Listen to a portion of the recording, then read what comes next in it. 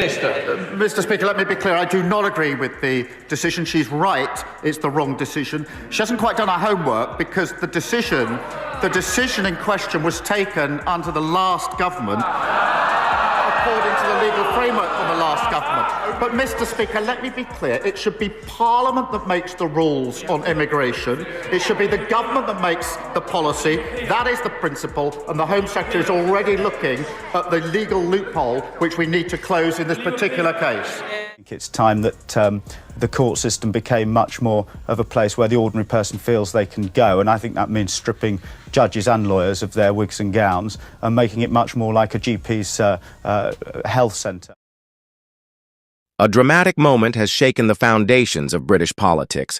The nation's most senior judge has publicly confronted Prime Minister Keir Starmer, delivering a stinging rebuke right in the heart of Parliament. It was a clash that few expected, and it has left Westminster reeling. Mr. Speaker, the Conservative government established the Ukraine Family Scheme, and in total, over 200,000 Ukrainians, mostly women, children and the elderly, have found sanctuary in the UK from Putin's war. However, a family of 6 from Gaza have applied to live in Britain using this scheme, and a judge has now ruled in their favour. This is not what the scheme was designed to do. This decision is completely wrong. It cannot be allowed to stand. Is the government planning to appeal on any points of law? And if so, which ones?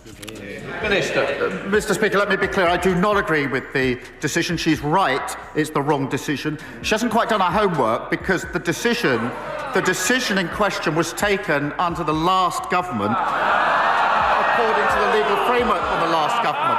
But, Mr. Speaker, let me be clear. It should be Parliament that makes the rules on immigration. It should be the government that makes the policy. That is the principle, and the Home Secretary is already looking at the legal loophole which we need to close in this particular case. You're watching Notary Voice, your trusted source for in-depth political analysis, real facts behind the headlines, and the untold stories shaping our world. Stay with us as we uncover the full truth behind this extraordinary political showdown. This political storm began with a legal ruling that allowed a Palestinian family to join their relatives in the UK. Mr. Speaker, he did not answer the question. If he plans to appeal, then the appeal may be unsuccessful and the law will need to be changed. And if he does not appeal, the law definitely will need to be changed. He talks about a decision made under the last government. It was not made by the last government, it was made by the courts. The issue we are discussing today is about judicial decisions. We cannot be in a situation where we allow enormous numbers of people to exploit our laws in this way. There are millions of people all around the world in terrible situations. We cannot help them all, and we certainly cannot bring them all here. Will he commit to bringing forward that new legislation or amending his borders bill? Prime Minister. Well, Mr. Speaker, I've already said the Home Secretary has already got her team working on closing this loophole. We don't need to wait for that. We're getting on with that because we're taking control. They lost control. The case was judged strictly within the bounds of human rights law. But when Keir Starmer addressed it in Parliament, he didn't just question the decision, he outright condemned it, calling it the wrong decision and insisting that the so-called loophole be closed. Given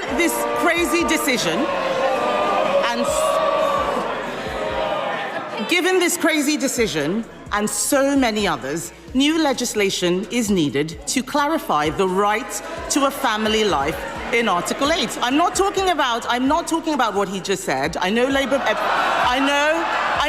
MPs don't understand much of what they're saying, but the Prime Minister literally wrote a book on the European Convention on Human Rights. This is a situation where we need to put our national interest before the ECHR. Does he agree that we should legislate even if lawyers warn that this might be incompatible with human rights law? She complains about scripted answers and questions. Her script doesn't allow her to listen to the answer.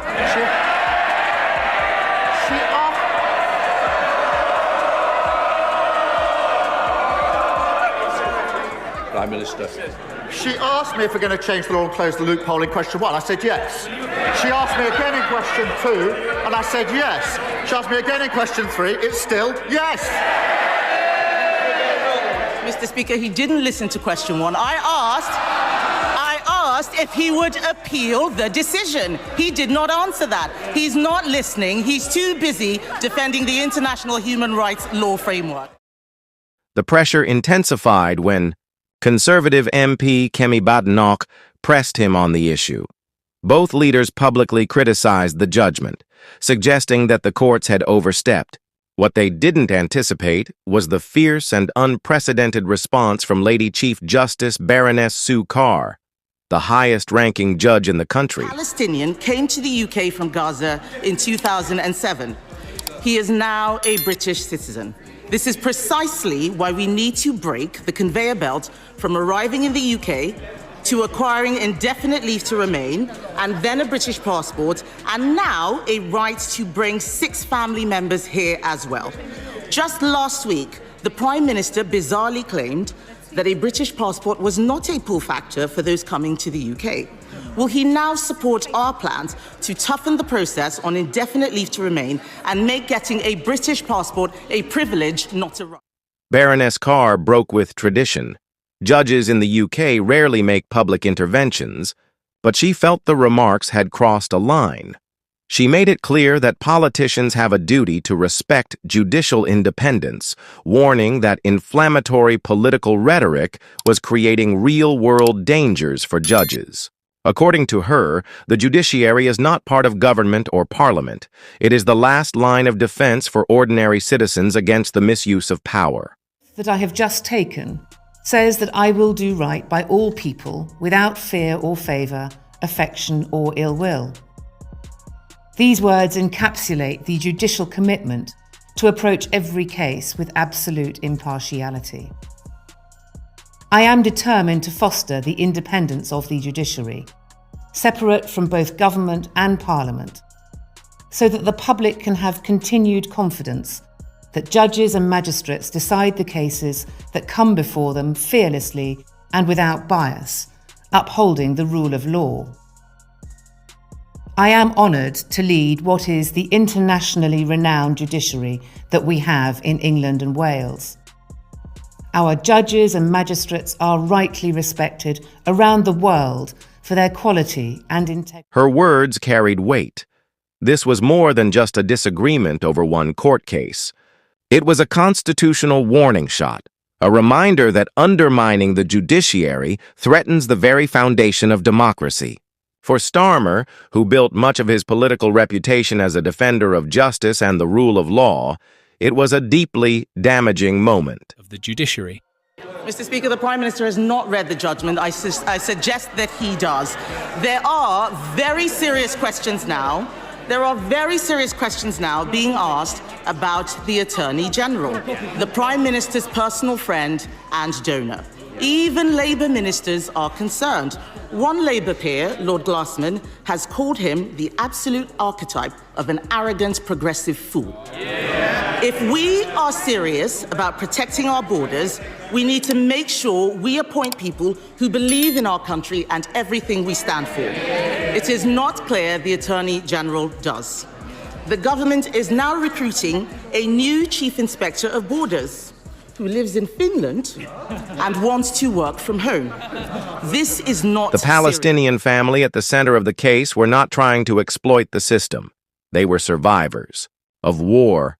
Their children had escaped death multiple times, and a British relative was ready to support them. The court's decision did not change immigration rules or open the floodgates. It simply upheld the protections Parliament had already put into law. He asked about arrests, he asked about our laws. Actually, when I was in Dover yesterday talking to our law enforcement officials, what did they tell me? Precisely because of the law that the Conservative government passed last year, they have now been able to arrest more than double the number of people they did before. 397 in the last 6 months. But stopping the boats, Mr. Speaker, stopping the boats is not just my priority, it is the people's priority. But his position... His position on this is clear. He wanted to, in his words, scrap the Rwanda deal. He voted against measures to deport foreign criminals, Mr. Speaker, and he even argued against deportation flights. Well, and we know why, because on this matter, he talked about his legal background. He's just another lefty But instead lawyer of acknowledging this, Starmer used the case to project an image of strength, framing the ruling as a misuse of the Ukraine family scheme, even though legal experts have made it clear it had nothing to do with that program. His political opponents seized on this narrative, and the debate quickly shifted from the facts to a broader attack on the judiciary itself. The weekend, I took a microphone and a camera to a high street, and I spoke to a load of pensioners that, you know, some voted Labour, some didn't. But the anger out there is so high. They cannot believe what this government is doing. The optics is terrible. They are living the high life. Keir Starmer has had more freebies than any other MP over the last 5 years. I mean, after what he said in interviews and in Parliament, this is the biggest hypocrite in politics. It's such a bad look, and they are so out of touch with the normal people of this country. And I would have thought that they would have given it a year or so, you know, before they decided to act like this. But it's after weeks. Baroness Carr's intervention marked a turning point. She warned that judges were facing unprecedented threats, including online harassment and even physical attacks, and that reckless political attacks were making matters worse. Her message was blunt. Political leaders must stop fueling hostility towards the judiciary. For critics, this episode exposed a troubling side of Starmer's leadership. The man who once championed human rights and judicial independence appeared willing to sacrifice those principles for political gain. His opponents argue that such behavior erodes public trust in the justice system, sending the dangerous message that courts cannot be relied upon to protect fairness and the rule of law. So here's the question. Was Starmer justified in criticizing the judge's ruling, or did Baroness Carr act rightly in defending the independence of the courts? Let us know your thoughts in the comments below. And if you found this breakdown valuable, make sure to like, share, and subscribe to Notary Voice for more in-depth political analysis and exclusive insights into the decisions shaping our world.